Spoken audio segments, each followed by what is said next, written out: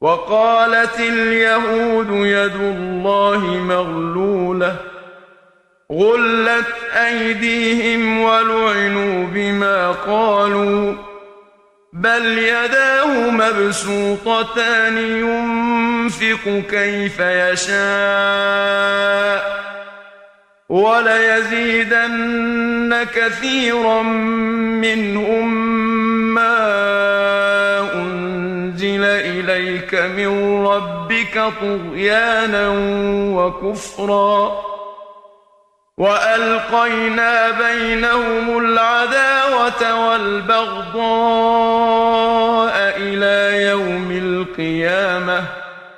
كلما أوقدوا نارا للحرب أطفأها الله ويسعون في الأرض فسادا